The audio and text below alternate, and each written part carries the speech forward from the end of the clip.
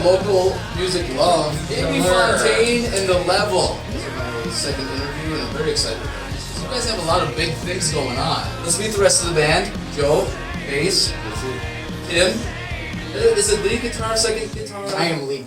Lead guitar. Yep. We already met Jamie, and then Kobe. Having your name on the same charts as some of the bands who've been around for a while, such as Shinedown, and then some of the newer ones like Bad Flower. How cool does that feel? Well, I'll tell you, it's astonishing. I saw myself right next to Metallica, just like I thought never would happen. Let's talk about that single, though, that rose to, what was it? I saw as high as number 20 Yes. on the Billboard Rock chart? We hit 20, yeah. Save Your Life.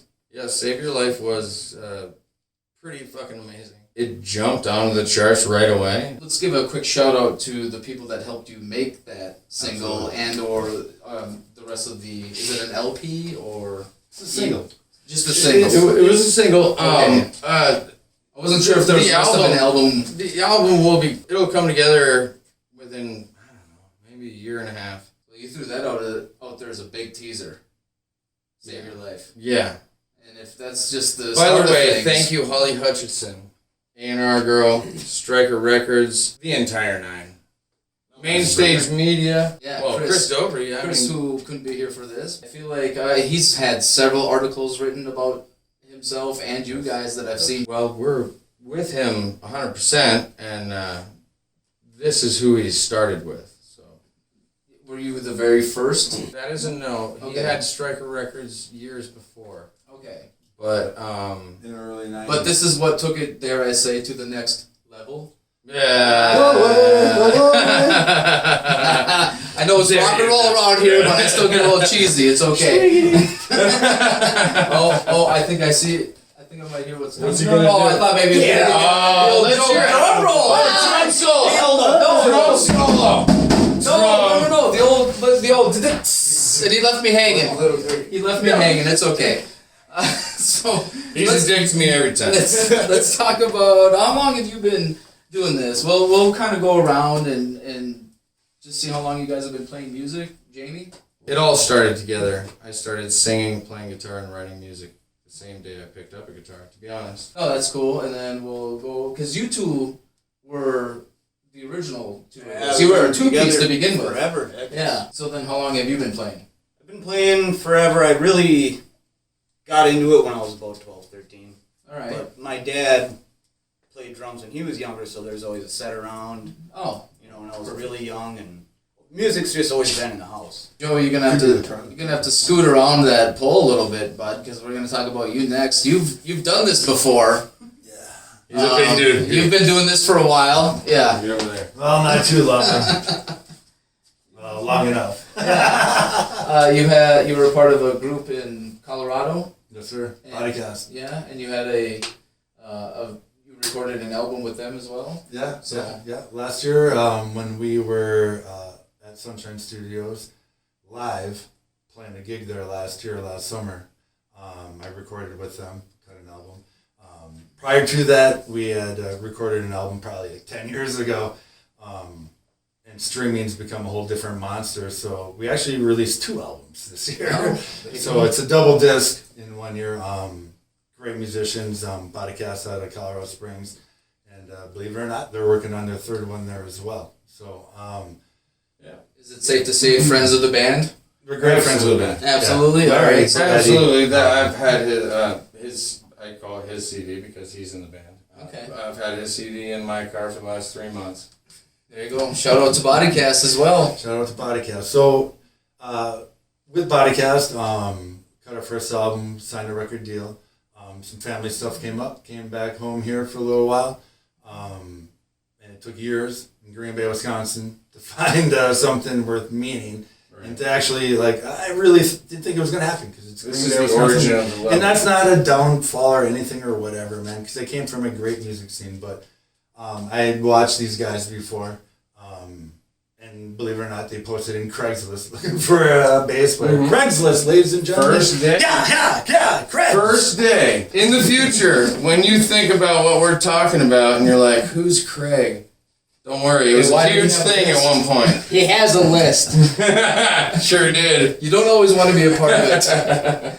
Let's transition real quick to the youngest member of the band, both I think in age and in tenure.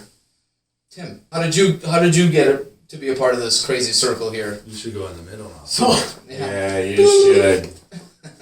to start this story, we're going to have to go back to the year 2005. No, I'm just kidding. We're not going back. No.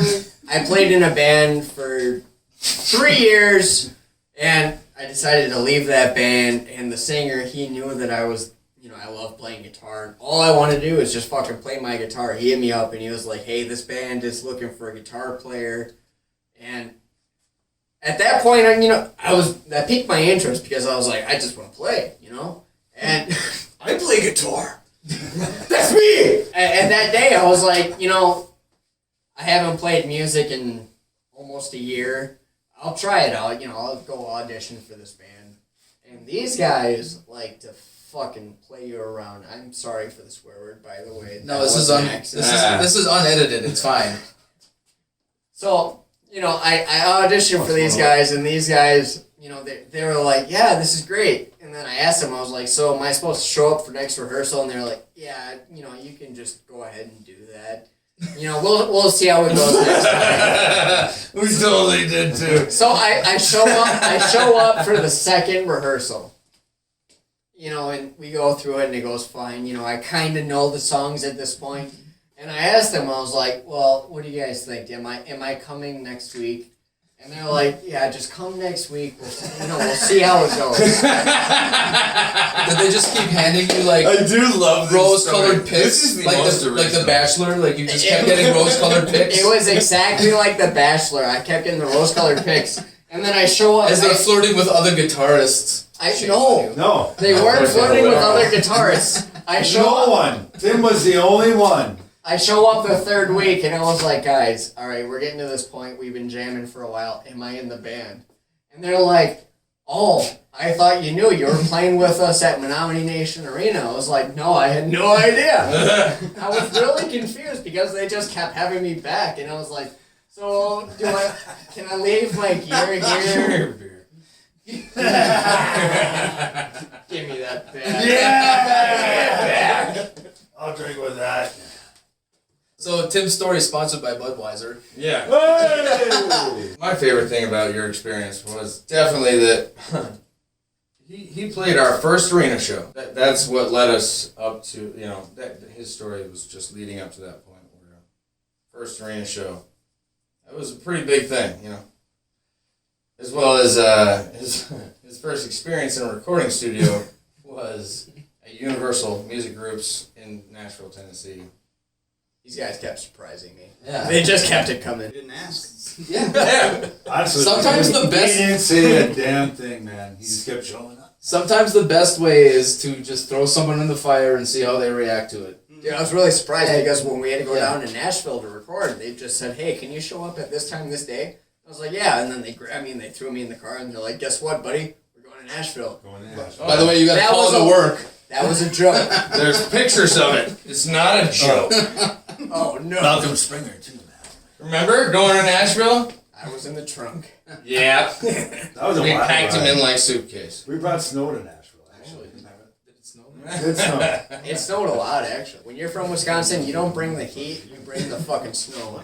So you guys played in Green Bay, and over, I would say, since I moved to the area 8 years ago, I feel like the original music scene, rock scene, has grown quite a bit over the last even 4 years, 5 years. And you guys have played at a lot of venues in the area, like you said, Menominee Nation Arena. You play quite a bit at Fatheads, or Fatheads 2 now. Fatheads 2. Which we love that place. That's our local. Yeah. That's our local jam. Some of my favorite stories and gigs that I've ever played. Hollywood was definitely one of them. Colorado Springs. That's what I was just going to allude to, is that you've also done shows not even just outside the region, but outside the state, and you've gone, out west. Basically, where we're at right now, we have an excellent opportunity. You know what I mean? We've busted our ass and developed a great team. yes, Rona came in, man, and it hasn't stopped us. We didn't stop working. We're not going to stop working, but we gotta stay relevant at the same time, and that's probably with any band. It's so easy right now to be like, there's no gigs, certain places are gigging. It is what it is. We're not letting it stop us, because we're just gonna hunker down and do some pre-pro and some stuff and just work on our own. One last thing that I didn't get a chance to get to because I forgot about it, but I just wanted to say that I think your sound mixes a lot of grunge sound with some mid 2000s. And as far as all the grunge and everything goes, I was a '90s kid, and it was a huge influence on me.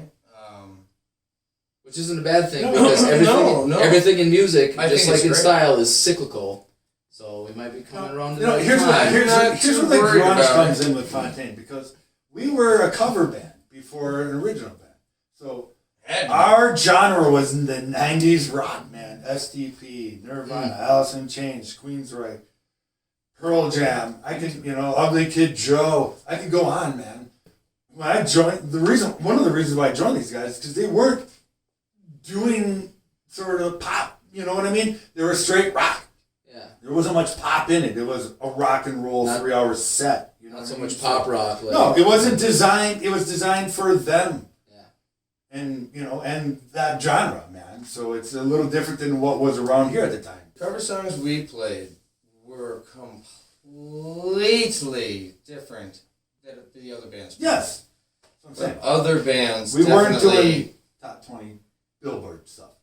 We Stuck weren't. straight to the genre what of we rock. were good with. You were doing Papa Roach or Fall Out Boy. Or, No, and that's you know, nothing to them, man. No, It's just we did what I like our both those influence groups. was. We didn't do We didn't simple let the band. crowd dictate what we wanted to do.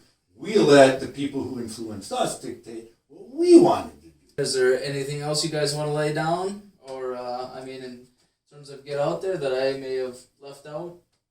No? No, just stay social on social media. Drop your comments, follow us, like us, subscribe to us. Don't forget about us. Times are tough, man, but we are working our hardest to bring something to you, and it's gonna come. You ain't gonna forget. Oh, okay. See, that's what I was going to say. Don't forget, but obviously you won't, that this band is straight from Northeast Wisconsin. They rehearse right here in Green Bay.